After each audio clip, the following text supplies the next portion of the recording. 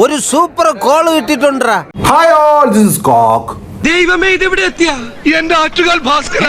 തക്ക്, ധ്യാനിന്റെ തക്ക്.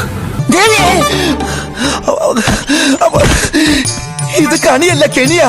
രജനീകാന്തിന്റെ ജയിലിറങ്ങിയ സമയത്ത് ധ്യാൻ എന്തിറക്കി? ജയിലർ ഇറക്കി. ഇപ്പോൾ കമൽഹാസന്റെ തഗ് ലൈഫ് ഇറങ്ങിയ സമയത്ത് ധ്യാൻ എന്തിറക്കി? തഗ് ഇറക്കി. ശരി. അന്ന് എനിക്ക് ഓർമ്മയുണ്ട്, അന്ന് ജയിലറാണെന്ന് തമിഴ് സിനിമയാണെന്ന് വിചാരിച്ച ടിക്കറ്റ് മാറി ബുക്ക് ചെയ്ത ആൾക്കാരൊക്കെ ഉണ്ട്. പക്ഷെ ഇതുപോലത്തെ ഒരു തീട്ടപ്പടം വണ്ടി എടുക്കട്ടെ മോളെ. SYU തീട്ടപ്പടം. ഇതിനെ കുറിച്ച് റിവ്യൂവും പറയാനില്ല, ഒരു തേങ്ങയും പറയാനില്ല. അതെന്നാ വർത്താനം ഇടാൻ പറഞ്ഞു വെച്ചു പോയെ? അല്ല, എന്തെങ്ങനെയൊക്കെ പറയണേ? പിന്നെ ഞാൻ എങ്ങനെയൊക്കെ പറയണം? തീട്ടപ്പടം. ഇത് മാത്രമല്ല, ധ്യാൻ ഇതിനകത്തില്ല. സംശയമൊന്നുമില്ലല്ലേ? ഞാൻ തുടക്കത്തില് തലനെ കാണിക്കും പോലെ, ചോട്ട മുമ്പിൽ കാണിക്കും പോലെ ധ്യാനെ പോലീസ് സ്റ്റേഷനിൽ എന്തോ ഇങ്ങനെ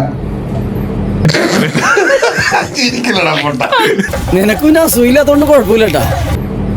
ഇങ്ങനെ എന്തോ ഒരു ഫോട്ടോയിൽ വെച്ച് ധ്യാനെ കാണിക്കുന്നുണ്ട്. ധ്യാൻ പിന്നില്ല, ധ്യാൻ ഈ പടത്തില്ല. ധ്യാൻ എങ്ങനെ ഈ പടത്തിന്റെ പോസ്റ്ററിൽ വന്ന്? ഈ സമൂഹത്തിൽ എനിക്കുള്ള വില അതിനെ കുറിച്ച് ചിന്തിച്ചോ? അതിന് സമൂഹത്തിൽ നിനക്ക് എന്നാ വിലയാടാ? ധ്യാൻ ഈ പടത്തിലില്ലെന്നേ. ധ്യാൻ ഈ പടത്തിലില്ല. അങ്ങനെയൊക്കെ വഴിയില്ലോ. പിന്നല്ലാണ്ട് പിന്നെ എങ്ങനെയാണ് ഈ പടത്തിൽ ധ്യാന്റെ പടം എന്ന് പറയുന്നത് റിലീസ് ചെയ്ത് തഗ് എന്ന് പറഞ്ഞിട്ട്? നാണമില്ലേ? എടാ നാറി, നിനക്ക് നാണമുണ്ടോ? എനിക്കറിയാൻ തന്നെ ചോദിക്കും, നിനക്ക് എന്ത് സുഖം ഇതിനകത്ത് കിട്ടുന്നത്? വന്നപ്പോഴാണല്ലോ ഇപ്പൊ ഞാൻ പറയുന്നതാണോ? നാണമില്ലേ? നാണം കെട്ട പരിപാടി.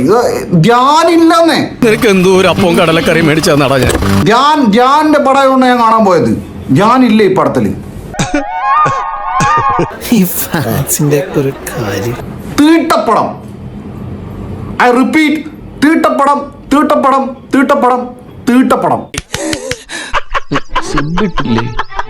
ഈശ്വര, ഇവിടെ ആരില്ലല്ലോ ഇതൊന്ന് പറഞ്ഞു ചിരിക്കാനായിട്ട്.